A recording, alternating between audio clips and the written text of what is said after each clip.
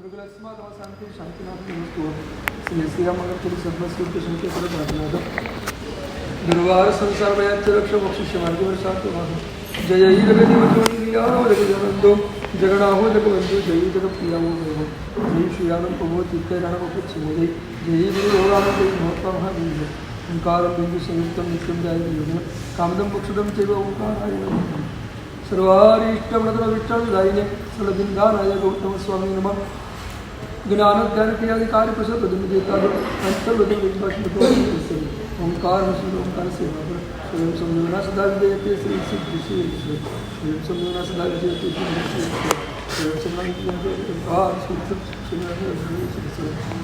ज्ञान ज्ञानम जनसलाकया नेत्र मंगलितम नेन तस्मै श्री गुरवे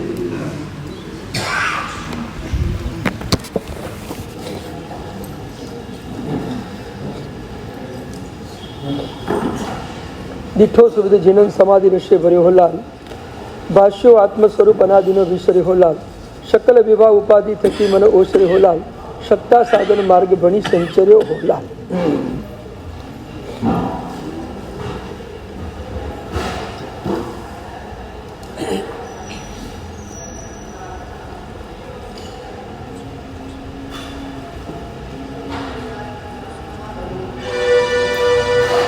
પૂજ્યપદ અધ્યાત્મ યોગી કૈબલ્ય જ્ઞાનના કિનારા પર બેઠેલા દેવચંદ્રજી મહારાજ નવમા સુવિધનાથ પરમાત્માના સ્તવનમાં પહેલી ગાથામાં આત્મ સ્વરૂપનો આપણને બોધ કરાવી રહ્યા છે. સ્વરૂપ સાથે અનુસંધાન કેવી રીતે કરવું, આત્માનું સ્વરૂપ શું છે, આત્મ તત્વ શું છે, આપણને જાણવાનો પ્રયત્ન કરીએ છીએ. અને આત્મ તત્વ માટે શ્રેષ્ઠ આલંબન પરમાત્માનું છે. પ્રભુને જોયા પછી આત્મ તત્વ ઉપરની શ્રદ્ધા જામે, ગુરુના માધ્યમથી આત્મ તત્વ ઉપરની શ્રદ્ધા જામે અને શાસ્ત્રના માધ્યમથી આત્મ તત્વ ઉપર શ્રદ્ધા જામે. એ આત્મતત્વને જોયા જાણ્યા અને શ્રદ્ધા થયા પછી પરોક્ષ બુદ્ધિથી થયેલી આ આત્મતત્વ ઉપરની શ્રદ્ધા એ શું કામ કરાવે તો સકલ વિભાવ ઉપાધિ થકી મન ઓસરે હોલા. પછી ધીમે ધીમે ધીમે ધીમે આત્માને એક વસ્તુ સમજાઈ ગઈ કે હું એટલે આત્મા જ છું, હું બહારની કોઈ ચીજ નથી, મારું સ્વરૂપ આ છે. તો મારો સામગ્રી સાથેનો સંબંધ, પર સાથેનો સંબંધ એ શું છે? જો મારો સ્વભાવ આ છે, મારું સ્વરૂપ આ છે, તો આ દુનિયામાં જે રીતે હું ચાલી રહ્યો છું એ શું છે? એના ઉપર એને મોટો પ્રશ્નાર્થ ચિહ્ન ઊભો થાય. સ્વને જાણ્યા પછી જ પરમાં ચાલતી પ્રવૃત્તિ માટેનો પ્રશ્નાર્થ ચિહ્ન ઊભો થાય. તમે પરોક્ષ બુદ્ધિથી પણ સ્વને ન જાણો ત્યાં સુધી તમે પરના વિષયમાં કોઈ પ્રશ્ન પણ નહીં કરી શકો. આપણે સ્વને પૂરું જાણતા નથી, માટે સંસારના વિશે કંઈ પણ ચેષ્ટા છે એમાં ક્યાંય પ્રશ્ન જ ઊભો થતો નથી. એ દરેક ચેષ્ટામાં આપણને એમ લાગે છે હોય આ તો બધું નોર્મલ છે, આમાં શું હોય, આ તો બધું ચાલ્યા કરે. એમાં ક્યાંય આપણને અવ્યવહારુતા લાગતી નથી, ક્યાંય આપણને એમાં શંકા પેદા થતી નથી. આ મારું કામ છે કે નથી, કોનું કામ છે એ વિશે પણ શંકા આપણને જાગતી નથી. એમ જોવા જઈએ તો કેટલો બધો ગંભીર દોષ છે આપણો. ક્રોધ કરવો એ દોષ છે, તો પરની સાથે આ બધો વ્યવહાર કરવો એ પણ મોટો દોષ છે. પણ એ હજુ આપણને સમજાતું નથી. એટલે દેવચંદ્રજી મહારાજ આ ત્રીજી પંક્તિમાં હવે વિભાવ શું છે, ઉપાધિ શું છે એ પદાર્થોને ખોલવાના છે. કારણ કે સમજવું તો પડશે. મારે વિભાવથી દૂર થવું છે, પણ વિભાવ શું છે, ઉપાધિ શું છે? સમાધિમાં જવું છે પણ ઉપાધિ શું છે? ભગવાનનો સમાધિ રસ જોયા પછી એ સમાધિ મેળવવાની ઈચ્છા થઈ ગઈ, એ સમાધિમાં રમવાની ઈચ્છા થઈ ગઈ. પણ એ સમાધિમાં રમવું કેવી રીતે? એટલે એ સમાધિમાં રમવા માટે પહેલા ઉપાધિ જાણવી પડશે. કઈ ઉપાધિ લાગેલી છે જે આપણને સમાધિ સુધી જવા દેતી નથી. સમાધિમાં બાધક ઉપાધિ કઈ છે? સ્વભાવમાં બાધક વિભાવ કયો છે?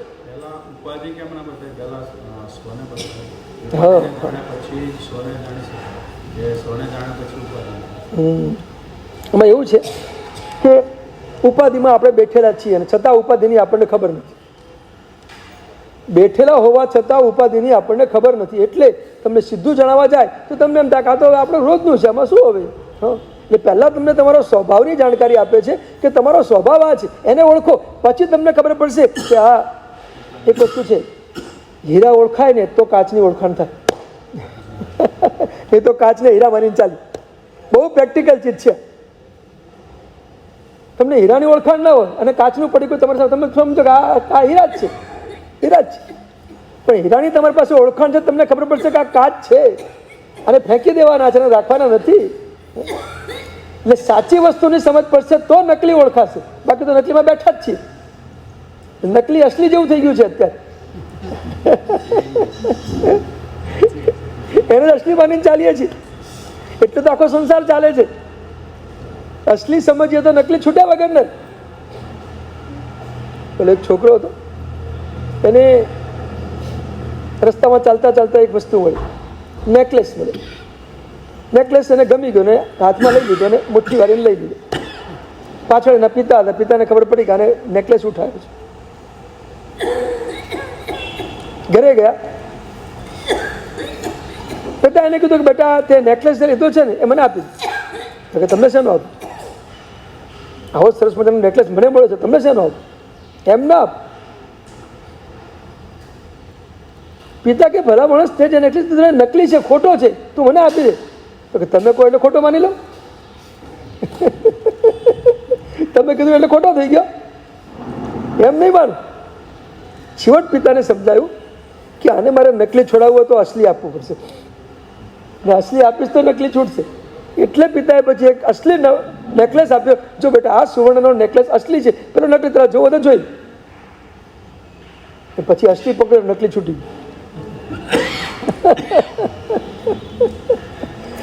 આજ વાસ્તવિકતા છે. આપણે અસલીથી સમજીએ તો નકલી છૂટે. એટલે દેવચંદ્રજી મહારાજે પહેલા આપણને આપણી સમાધિ રસની સરસ મજાની વ્યાખ્યા આપી.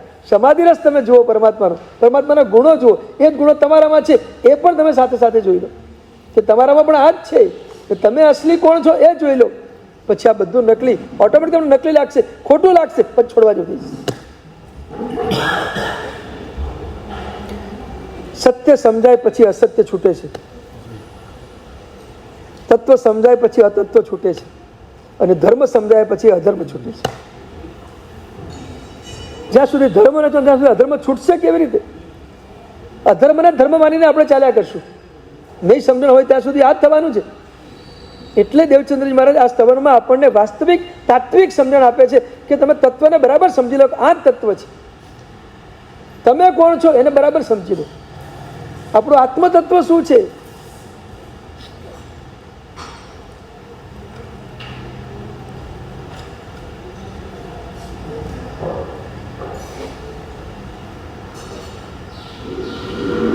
આનંદનો ઇજારો એકમાત્ર આત્મતત્વ પાસે છે.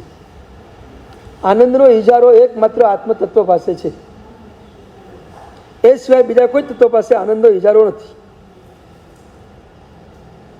આનંદનું વેદન એ આત્મા પાસે જ છે. આત્મા સિવાય બીજા કોઈની પાસે આનંદનું વેદન નથી. અનુભવ, વેદન એટલે અનુભવ. આનંદનો અનુભવ જ નથી. આનંદનો અનુભવ માત્ર આત્મા જ કરી શકે છે. બીજું કોઈ તત્વ, બીજું કોઈ દ્રવ્ય આનંદનો અનુભવ કરી શકે જ. બધા જડ છે બાકીના. આત્મા સિવાય બાકીના બધા જડ છે. બીજા જડ છે એની પાસે આનંદનું કોઈ વેદન નથી. આ એક જ મોનોપોલી આપણને મળી છે આનંદ વેદનની. આત્મતત્વને સૌથી મોટો મહિમા જ આ છે કે આત્મા પોતે આત્મા પોતાના આનંદને વેદી શકે છે. એ જ આનંદનો સૌથી મોટો મહિમા છે. આત્માનો સૌથી મોટો મહિમા છે. જેના કારણે આત્મા બધા દ્રવ્યોમાં આટલી ઉચ્ચતાને, આટલી પરમોચ્ચતાને પામેલો છે. એક ડેફિનેશન આપણા જાણ બહાર રહી જાય છે. એને જ આપણે પૂરું સમજતા નથી. આનંદ એટલે આત્માને, આત્મા એટલે આનંદ. અને આનંદનું વેદન કરવું, આનંદને માણવો, એ જ આત્માનું કાર્ય છે. બીજું આત્માનું કાર્ય છે જ નહીં. માત્ર આનંદને તમે માણો. જ્યાં સુધી આનંદ નથી માણી શકાતો ને ત્યાં સુધી માણસ સુખને માણવા માટે દોડે છે, બહારના સુખને માણવા માટે દોડે છે. અંદરનો આનંદ, અંદરનું સુખ બે એક જ છે. અનંત સુખ અને અનંત આનંદ એ આપણો આત્મ સ્વભાવ છે, એને આપણે માણવાનું છે. જે નિરપેક્ષ છે, નિરંતર છે, નિર્મળ છે, નિર્ભેળ છે, નિરંતર છે. એકવાર અંદરનો આનંદ શરૂ થયા પછી નિરંતર ચાલ્યા જ કરે, ચાલ્યા જ કરે, ચાલ્યા જ કરે. નિરપેક્ષ એ આનંદને માણવા માટે કોઈ બીજા પદાર્થોની અપેક્ષા નથી. બહારનું સુખ પરાધીન છે, આત્માનો આનંદ સ્વાધીન છે, અકૃત છે, સ્વાધીન છે, એકાંતિક છે, આત્યંતિક છે, નિરૂપચરિત છે, નિર્ભેળ છે. આવું જે આત્માનું સુખ, આવો જે આત્માનો આનંદ, એ આનંદને માણવો એ આપણો ઇજારો છે. બસ હવે એ માણવા, એ જાણવું કેવી રીતે માણી શકાય એના માટે પહેલા વિભાવને ઓળખી લઈએ. હું પરમા માણવા માટે જઉં છું, એમાં મારી કેટલી મોટી ભૂલ છે ઓળખાઈ જશે તો ભૂલમાંથી પાછા ફરાશે. અને ભૂલમાંથી પાછા ફરશું તો સ્વ સુધી પહોંચી શકશે, તો આનંદ સુધી આપણે પહોંચી શકશું.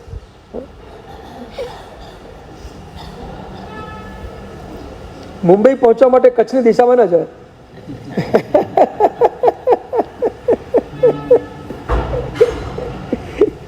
દિશા તો બદલવી જ પડશે. તો ઉપાધિ અને સમાધિ, સકલ વિભાવ ઉપાધિ થકી મને ઓસર્યો લાગે. બધી ઉપાધિમાંથી પ્રભુ મારું મન હવે ધીમે ધીમે પાછું ફરતું જાય છે. એ ઉપાધિ કઈ છે, કેવી રીતે એમાંથી મનને પાછું ફેરવું, એની વ્યાખ્યા આપણે હવે શરૂ કરશું. પેલા ઉપાધિ અને સમાધિની થોડી સ્થૂળ ભેદરેખા સમજી. વિભાવ દશાને જે જણાવે એ ઉપાધિ, અને સ્વભાવ દશાને જે જણાવે એ સમાધિ.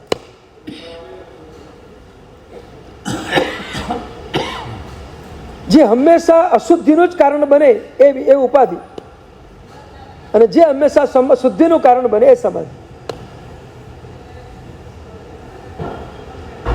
જેમાં આપણા ઉપર પરનું સામ્રાજ્ય છવાઈ જાય એ બધી ઉપાધિ, અને જેમાં આપણા ઉપર સ્વનું સામ્રાજ્ય છવાઈ જાય એ સમાધિ.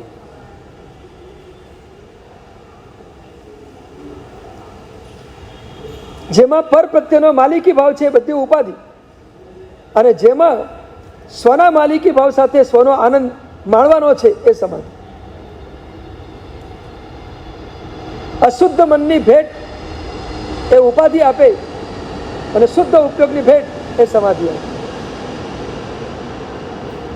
આ ઉપાધિ અને સમાધિ વચ્ચેનો અંતર છે. એ અંતરને આપણે બરાબર જાણવું પડશે. ઔદૈહિક ભાવે ઉપાધિ છે, ક્ષોભ અને ક્ષાયિક ભાવે સમાધિ છે. એમાં તરતમતાઓ ઘણી બધી છે, પણ ધીમે ધીમે આગળ. પણ ઔદૈહિક ભાવમાં રહેવું એ સતત ઉપાધિ છે. ઉપાધિ છે ત્યાં સુધી સંસારનો પ્રવાસ છે. સમાધિ આવે છે એટલે સિદ્ધ શિલામાં નિવાસ છે.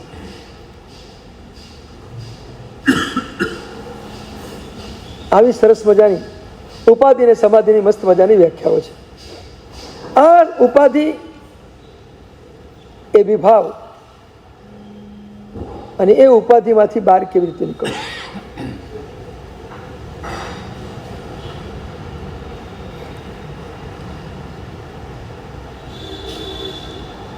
જેમ સમાધિ અંદર છે, ઉપાધિ આપણી અંદર છે.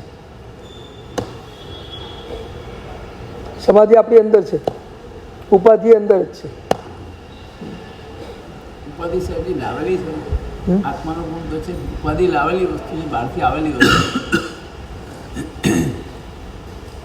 ઉપાધિ અનંત કાળથી આપણી સાથે જ છે.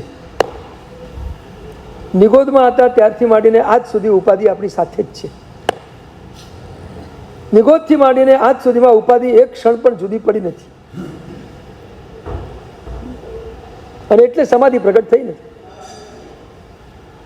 સમાધિને આડે ઉપાધિનું ફળ છે. ઉપાધિ નીકળે તો સમાધિ અંદરથી પ્રગટ થાય. અને પહેલાં આપણે ઉપાધિ કાઢવી પડશે. હવે આપણે સમજવું છે કે નિગોદમાંથી અત્યાર સુધીમાં એક કઈ ઉપાધિ છે કે જે ઉપાધિ સતત આપણી સમાધિને રોકી રહી છે? કઈ ઉપાધિ છે? ભૌતિક જગતમાં તમે ઉપાધિ ઘણી બધી અનુભવી છે, એટલે મારે એની વાત કરવાની છે. ડગલે ને પગલે અચાનક જે કંઈ આપત્તિ આવે એનું નામ ઉપાધિ. આદિ વ્યાધિને ઉપાધિ 3 શબ્દો પ્રચલિત છે, એની વ્યાખ્યા કરવાની જરૂર છે. ભૌતિક જગતની ઉપાધિ તમારી પાસે છે. દૈવિક ઉપદ્રવો થાય ત્યારે દૈવિક ઉપાધિ થઈ જાય. કેટલાક માણસો દૈવિક ઉપદ્રવ થતા હોય, અકાળે થાય, ગમે ત્યાંથી ગમે તે દેવ એના ઉપર ચડી જાય અને એને ભયંકર ઉપદ્રવ કરે. આ ઉપદ્રવ થવો એક દૈવિક ઉપાધિ છે. એ દૈવિક ઉપાધિ માટે આપણે કોઈક માંત્રિક પાસે જવું પડે એ ઉપાધિને કઢાવવા માટે. સંસારની ઉપાધિ છે એ પુણ્ય કર્મના ઉદયથી નીકળી જાય. સંસારની ઉપાધિ ટાળવા માટે પુણ્ય કર્મના ઉદય જોઈએ. દૈવિક ઉપાધિને ટાળવા માટે માંત્રિક માણસ જોઈએ. હવે જે આધ્યાત્મિક જગતની ઉપાધિ છે કે જે આપણા આત્માની અંદર અનાદિકાળથી પડેલી છે, એ જે ઉપાધિ છે એ ઉપાધિ શું છે એને પહેલા ઓળખવાની છે.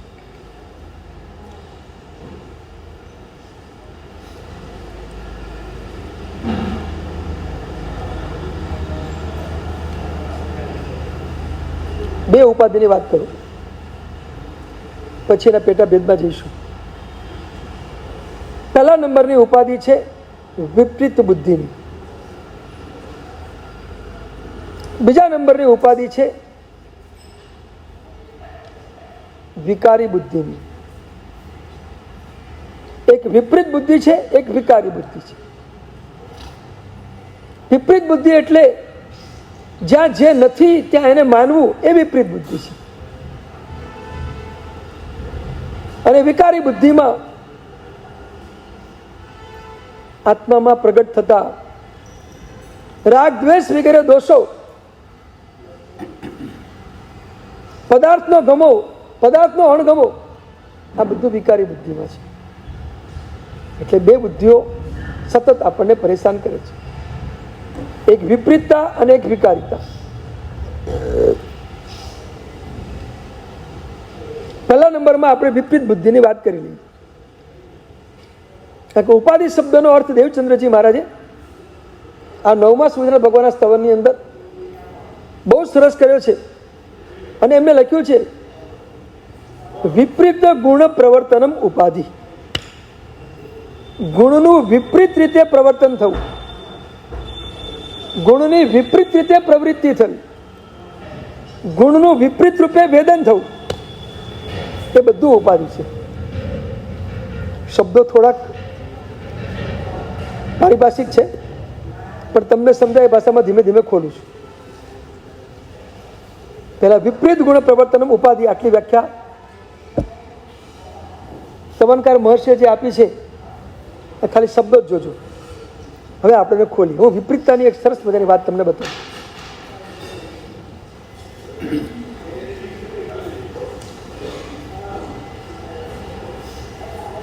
મમ્મીએ દીકરાને ફુદીનો લેવા માટે મોકલ્યો કે બજારમાં જા અને ફુદીનો લઈ આવ. અને દીકરો લઈને આવ્યો. અને એના પિતાને ખબર છે કે એની મમ્મીએ એને ફુદીનો લેવા માટે મોકલ્યો છે, પણ લઈને આવ્યો. પિતા ગુસ્સે થઈ ગયા એના ઉપર. ખબર પડે છે કે તને ફુદીનો લેવા મોકલ્યો તો તું શું લઈ આવ્યો? નીકળ ઘરની બહાર. આટલી પણ સમજ નથી તારી પાસે? નીકળ ઘરની બહાર. પિતા એના ઉપર થોડાક ગુસ્સે થઈ ગયા. અને પિતાએ કીધું તને ખબર નથી પડતી આ ફુદીનો છે કે કોથમીર છે?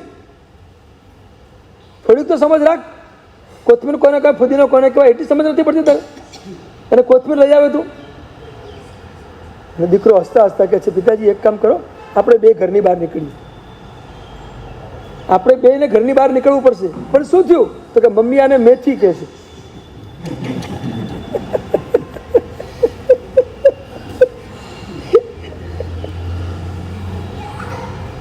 ફુદીનો ન સમજાય ને ફુદીનો ન લાવો ને તો એ અજ્ઞાનતા છે. ફુદીનો ન સમજાય ને ફુદીનો ન લાવો કે મને આમાં ફુદીનો કયો છે ખબર નથી પડતી, એ અજ્ઞાનતા છે. પણ ફુદીનાને બદલે તમે મેથી લઈને ચાલ્યા આવો તો એને અજ્ઞાનતા કહેવાય કે વિપરીતતા કહેવાય?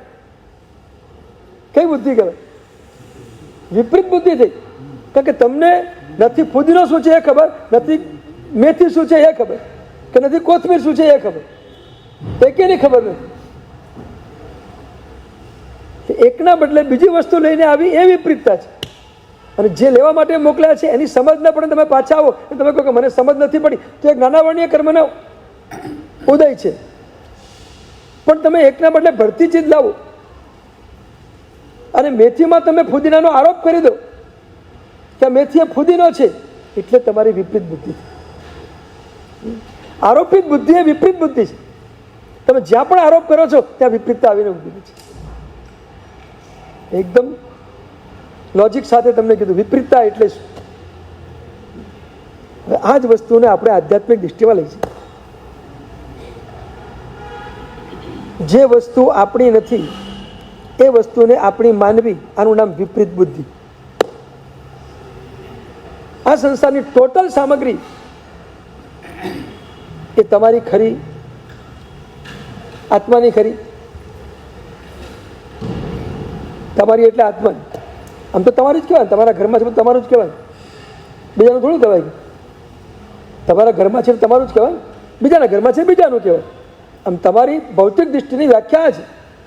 તમારું છે એ તમારું, તમારા ઘરમાં છે એ તમારું, તમારી માલિકીમાં છે બધું તમારું, બીજાની માલિકીમાં છે બીજાનું. આ તમારી વ્યાખ્યા છે. પણ અધ્યાત્મ જગતની વ્યાખ્યા આના કદાચ જુદી છે. એ તો એમ કહે છે કે તમારી પાસે જે છે એ તમારું છે. તમે મારાપણાનો સિક્કો મારો છો, એ મારું છે તમારું છે? કોનું છે?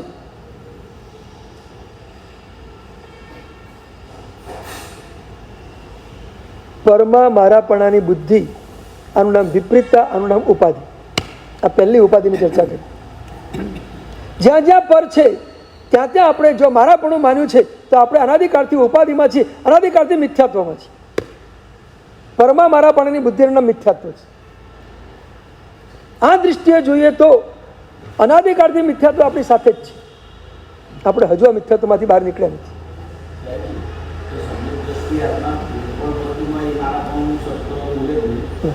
વ્યવહારથી બધું બોલે, અંદરથી સમજે છે કે આ મારું છે જ નહીં. હા, તમે વ્યવહારથી બોલો એનો વાંધો નથી. વ્યવહારની રીતે જ થાય. જો વ્યવહારમાં છે ને, વ્યવહારમાં પારકાની સંપત્તિને તમારી સંપત્તિ માનવા જાઓ ને અને ઉઠાવવા જાઓ ને તો તમે ચોર ગણો. આ વ્યવહાર છે. વ્યવહારમાં બીજાની સંપત્તિ આપણે લઈ ન શકીએ, વ્યવહાર છે. હા, એટલે વ્યવહારની રીતે થાય. પણ તમારી નિશ્ચયની માન્યતા હોવી જોઈએ કે જેમ આ પરની સંપત્તિ છે એમ મારી સંપત્તિ પણ પર જ છે, એ મારી છે જ નહીં. બસ આ નિશ્ચય છે. તમારું જેને તમારું માનો છો એને તમે પર્સ તરીકે જોયા કરો. બસ આ તમારો નિશ્ચય છે. ભલે જુઓ, છોડો કે ન છોડો એ પછીની વાત છે. તમે દાન કરો કે ન કરો, તમે ત્યાગ કરો કે ન કરો, પણ તમારી ભીતરી માન્યતા એને ટોટલી બદલી નાખો. અને બદલાશે તો જ અધ્યાત્મ જગતનો સૂર્યોદય થશે. નહીં તો આ સૂર્યોદય નહીં જ થાય. અંધકાર જ રહેશે, કાયમ માટે અંધકાર રહેશે. અંદર તો અંધકાર જ છે. બહાર ભલે ને ચકાચોંધ રોશની હોય પણ ભીતરમાં આપણને ખબર છે કે મિથ્યાત્વનો અંધકાર પડેલો જ છે. કારણ કે હું દરેક જગ્યાએ પરમાં મારાપણાનો ભાવ કરી જ રહ્યો છું તો હું અંધકારમાં જ છું. વાસ્તવમાં આ મિથ્યાત્વ નીકળવું બહુ અઘરું છે, બહુ અઘરું છે. હા, ઇતર કોમના કોઈ જગ્યાએ જવું નહીં ને દર્શન કરવાની એ બધું તો બહુ સહેલું છે. છોડવું સહેલું છે. એ બધું બાહ્ય જગતની બધી વાતો છે. અને એ તમારી પ્રવૃત્તિ એ આવતા ભાવમાં સાથે નથી આવતી. અને આ મિથ્યાત્વ અનાદિકાળથી દરેક ભાવમાં સાથે લઈને જ ગયું છે. બે જ ગુણસ્થાનક પર્વોમાં સાથે આવે. એક પહેલું ને એક ચોથું, બીજું એકે સાથે ના. કાં તો મિથ્યા તો સાથે આવે, કાં તો સમ્યક દર્શન સાથે આવે. આ સિવાય ત્રીજી કોઈ ચીજ સાથે ના. સંસ્થાના પરિભ્રમણોમાં દરેક ભાવમાં આપણે જ્યાં જ્યાં ગયા, કાં તો મિથ્યા તો લઈને ગયા, કાં તો સમ્યક દર્શન લઈને ગયા. સમ્યક દર્શન થયું હોય તો આ તો પ્રશ્ન બહુ મોટો છે.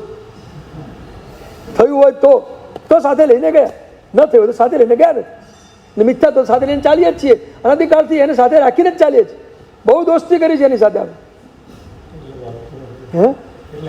એટલે અડતું નથી, પણ હવે હટાવવાનો પ્રયત્ન કરવો પડશે. આ ભાવમાં આપણે ઓળખવું તો પડશે જ. કારણ કે આ અનાદિકાળનું બેઠેલું છે. અનાદિકાળના આપણા સંસ્કારો પરમાં મારાપણાના ભાવના દૃઢ થયેલા છે. એટલે હજુ પુણ્યના ઉદયથી જે કંઈ સામગ્રીઓ મળે છે એ સામગ્રી, આ સામગ્રી મારી નથી, આ ઉદયિક ભાવની સામગ્રી છે, મારી નથી. એ ભાવ હજુ અંદરથી ટપકતો નથી, આવતો જ નથી.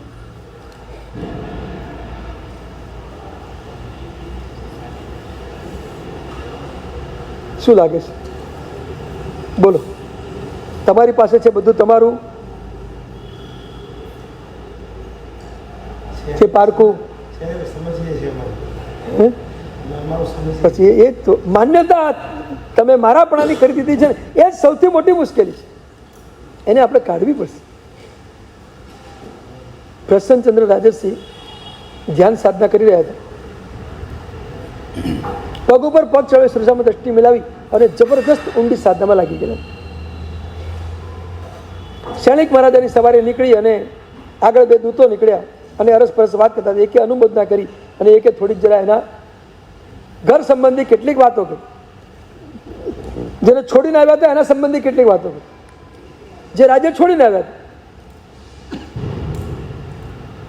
હતા અને એમનાથી બોલાય, એ દૂધથી બોલાઈ જવાય. આટલી મોટી સાધના કરે છે, પણ એમને ખબર છે કે એમનો છોકરો કેટલો પરેશાન થઈ રહ્યો છે. આ મંત્રીઓએ છોકરાને કેટલો બધો હેરાન કરી નાખ્યો છે. એમને કઈ ખબર છે કે નહીં? આ શબ્દો કાનમાં પડ્યા. પ્રસન્નચંદ્ર રાજર્ષિ એકદમ ધ્યાનમાંથી બહાર નીકળી ગયો. ધ્યાન ભંગ થઈ ગયો. જે ઉચ્ચ દશા ધ્યાનની ચાલતી હતી એ આખી દશા તૂટી. એક નાનકડું નિમિત્ત.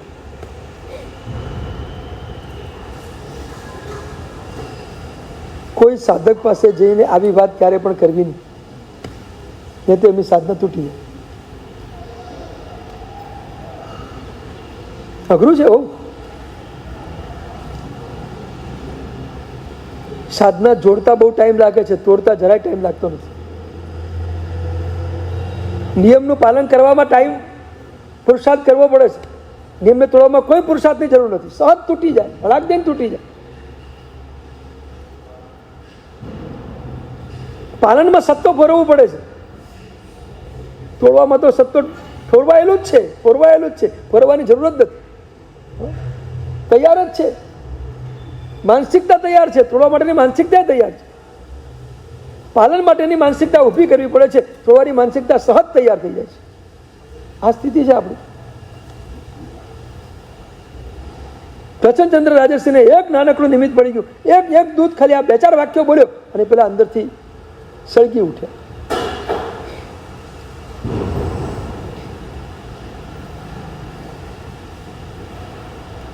આગળ ઉપર વાત કરશું આપણે. કોઈના વચન આપણને સળગાવે છે કે આપણી અંદર પડેલી ઉપાદાનની અશુદ્ધિ આપણને સળગાવે છે? આ એક વિચારવા યોગ્ય પદાર્થ છે. કોઈના વચનો આપણે સળગાવે છે એવું નથી.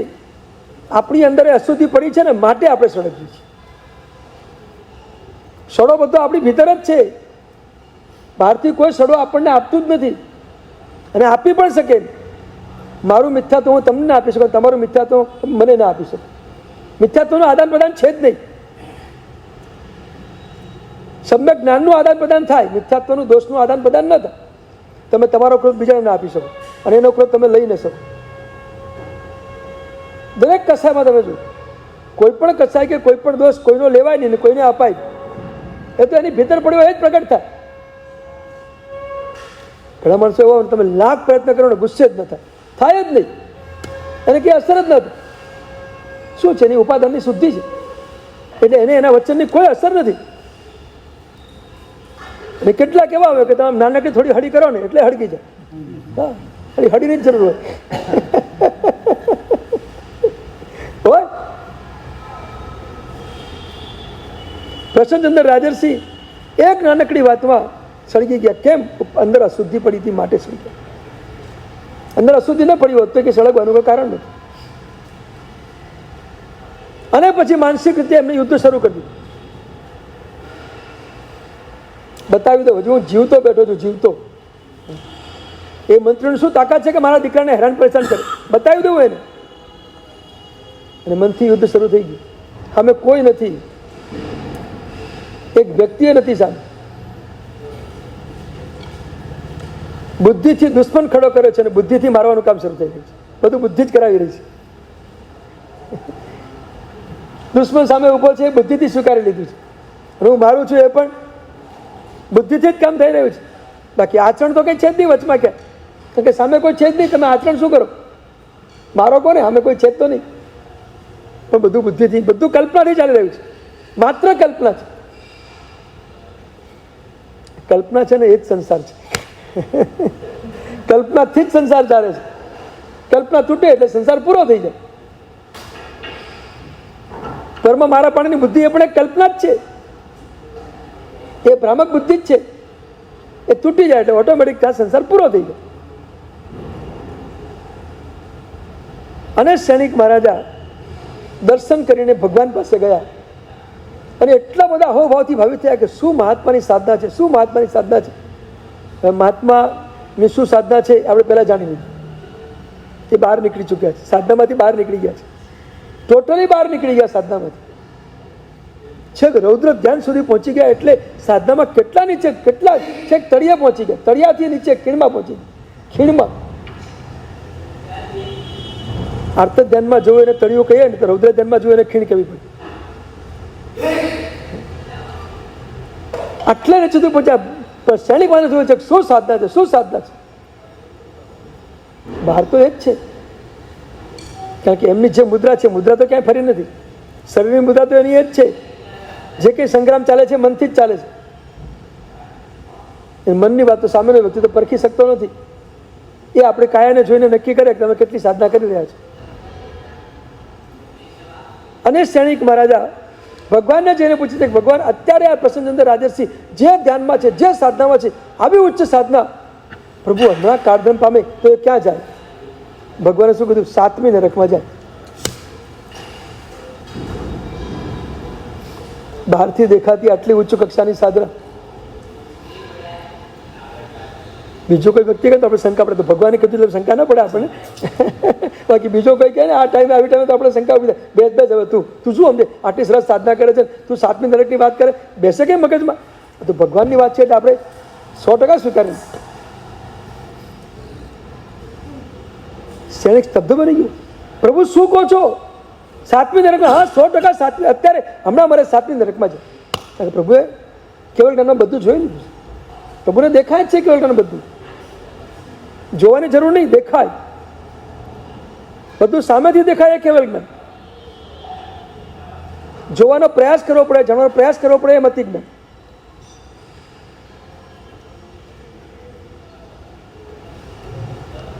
સૈનિક ચિંતન કરે છે કે આ મહાપુરુષ આવી સાધના અને આટલા નીચે ઉતરી ગયા, 7મી નરકના દળિયા, એવા કર્મ બુદ્ધિઓ ભેગા કરી લીધા.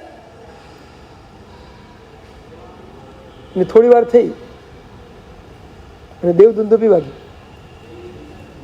સૈનિક મહારાજે પૂછ્યું કે ભગવાન કોને કેવળ જ્ઞાન થયું? તો કે પ્રસન્નચંદ્ર રાજર્ષિને કેવળ જ્ઞાન થઈ ગયું. થોડી વાર પહેલા 7મી નરક ને હમણાં કેવળ જ્ઞાન. પ્રભુ શું છે આ બધું? કે સમજાતું નથી ચિત્ર. પછી ભગવાને કહ્યું કે એને આવા આવા ભાવો કર્યા, રૌદ્ર દાન કર્યું, આ કર્યું, તે કર્યું. 7મી નરકમાં જાય એવા કર્મના દળિયા ભેગા કરી લીધા. પાછો ફર્યો અને છેક ટોચ ઉપર પહોંચી ગયો.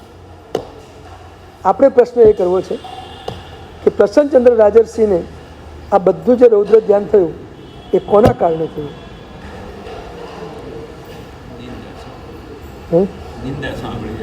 નિંદા સાંભળી એટલે થયું. પરમાં ક્યાં ગયા?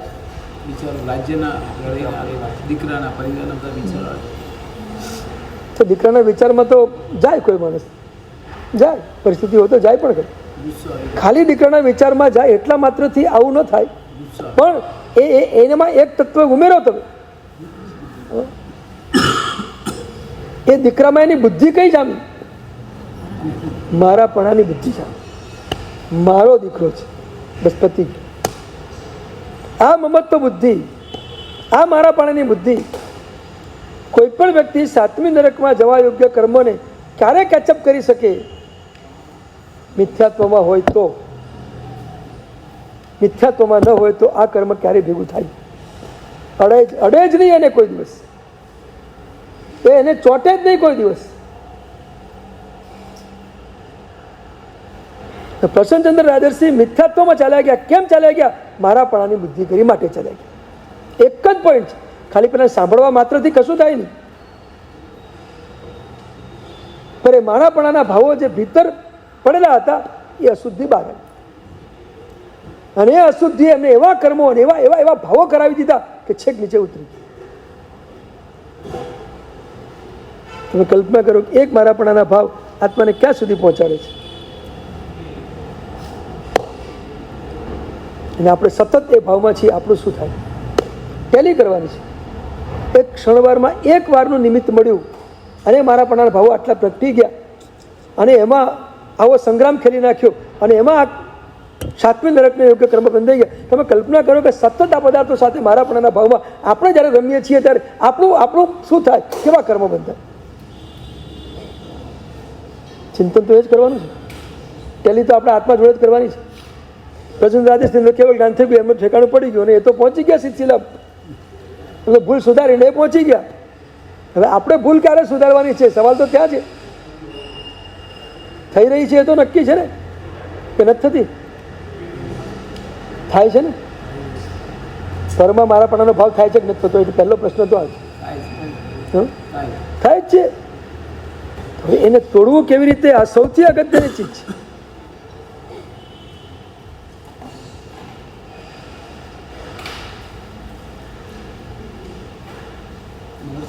એમને તરત મિથ્યાત્વમાંથી તરત આવી જાય સમય દર્શન. મિથ્યાત્વમાંથી તરત બહુ ઝડપી પરિવર્તન થાય. બધું ઝડપી, બહુ ઝડપી. એક અંતર મુહૂર્તમાં તો પહેલાથી 14મા સ્થિતિની યાત્રા શરૂ થઈ જાય, પૂરી થઈ જાય, પૂરી થાય, શરૂ થાય ને પૂરી થાય. મિથ્યાત્વથી એ આગળ વધવાની શરૂઆત કરે અને 14મા ગુણસ્થાનક સુધી પહોંચે એમાં અંતર મુહૂર્ત લાગે. એટલે 48 મિનિટમાં પૂરી ન લાગે, 48થી ઓછું લાગે. હા, શપક્ષણ તો 4 મિનિટની જ છે. શપક્ષણી 4 મિનિટની જ છે, બધા લાંબી છે જ નહીં. 4 મિનિટમાં શપક્ષણી મંડાઈ જાય, કેવળ જ્ઞાન થઈ જાય, પતી ગયું, પૂરું થયું. શરૂઆત ક્યાં ગુણ થાણી? 8માંથી શરૂ. અધ્યાત્મની યાત્રા સેજ જો ભાવોને આપણે બદલી નાખીએ, આપણી માન્યતાઓને બદલી નાખીએ અને આ ઉપાધિમાંથી જો આપણે બહાર નીકળીએ તો બહુ સહેલી છે, એકદમ ઈઝી છે.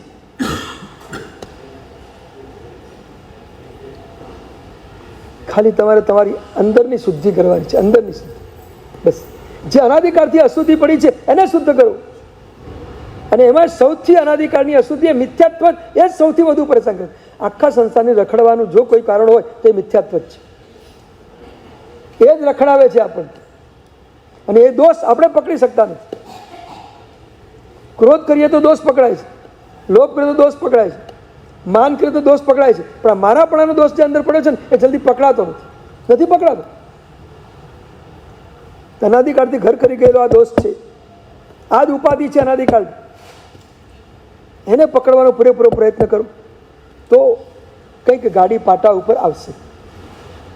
એવું લાગે છે કે પહેલી શુદ્ધિ આપણે ક્યાંથી શરૂ કરવાની? પહેલી શુદ્ધિ ક્યાંથી શરૂ કરવાની? શુદ્ધિ તો કરવી છે ને, કે અશુદ્ધિમાં જ રહેવું છે? અનાધિકાળથી છીએ ને, જો ટાઈમ ખેંચીએ તો ખેંચવો તો ખેંચજો અંદાજે. શુદ્ધિનો માર્ગ કયો છે? સૌથી પહેલો માર્ગ આ છે કે જે મેં પરને પોતાનું માનો છું એને સૌથી પહેલા તોડવાનો પ્રયત્ન શરૂ કરો. એટલે દેવચંદ્રજી મહારાજ કહે છે, પ્રીતિ અનંતી પર થકી જે તોડે તે જોડે. આનંદકાળથી જે પ્રીતિ આપણે પર સાથે બાંધીને બેઠા છીએ એ પ્રીતિને આપણે તોડશું તો જ અધ્યાત્મ માર્ગ ઉપર આગળ જઈ શકશો. આ પ્રીતિને તોડ્યા વિના નહીં જઈ શકાય.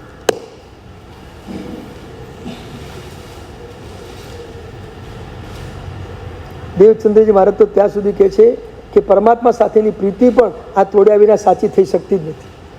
વ્યવહારથી થાય, નિશ્ચયથી પ્રભુ સાથેની પ્રીતિ પણ આ પર પદાર્થની પ્રીતિ તોડ્યા વિના થઈ શકતી જ નથી. એટલા શબ્દ લખે, અનંત પ્રીતિ અનંતી જે પર થકી જે તોડે તે જોડે. પેલા તોડો અને પછી પાલિતાણામાં આધ્યાત્મિક આચાર્ય પણ કલાપુણ શ્રી સ્વામી મહારાજ સાહેબની વાંચના ચાલે. દલિત વિસ્તરા ગ્રંથ ઉપર સાહેબની વાંચના ચાલે પાલિતાણામાં કલાપુણ શ્રી મહારાજ સાહેબ.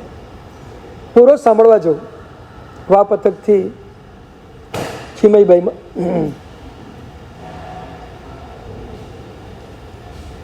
અને જ્યાં જ્યાં ન સમજાય ત્યાં ફરી સાહેબને પ્રશ્ન કરું, સાહેબ આનું શું, આનું શું?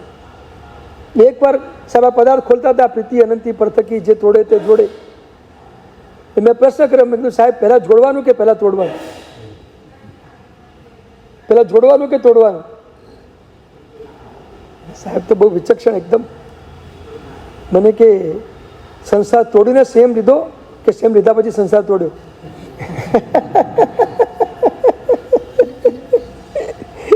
બહુ મજાનો ક્વેશ્ચન કર્યો.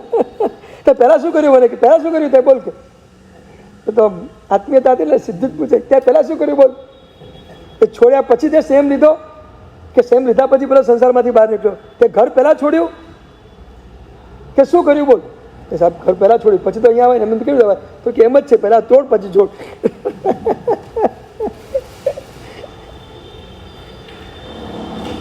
બહુ અદ્ભુત માર્ગ આ પરમાત્માનો છે. અને એ માર્ગમાં ખરેખર જો આપણે યાત્રા કરવી હોય, આ તાત્વિક યાત્રા છે. અને હવે યાદ રાખજો, અત્યાર સુધી તો આપણે પરમાત્મા સાથે ટેલી કરતા હતા, પરમાત્માના ગુણો જતા હતા, આપણા ગુણોનું આપણે છેક દિગ્દર્શન કરી રહ્યા હતા, બધું કરી રહ્યા હતા. પણ હવે અશુદ્ધિને કાઢવાનો એક હથોડો દેવચંદ્રજી મારી ઉઠાવી રહ્યા છે. હવે જ આપણા ઉપર એમનો હથોડો પડી રહ્યો છે. કારણ કે આ ઘા માર્યા વગર નીકળે એમ જ નથી. એમને પણ ખબર છે કે આ ઉપાધિ તોડવી હોય તો હવે હથોડો જ મારવો પડશે, બીજો કે રસ્તો જ નથી. એટલે એમને હવે આપણા ઉપર પ્રયોગ શરૂ કર્યો છે આપણને શુદ્ધ કરવાનો. એમાંની પહેલી શુદ્ધિ મારાપણાના ભાવને તોડીને પહેલી શુદ્ધિ આપણે કરવાની છે. એ શુદ્ધિ થઈ ગઈ તો આપણું કામ પતી. બરાબર થઈ ગયું.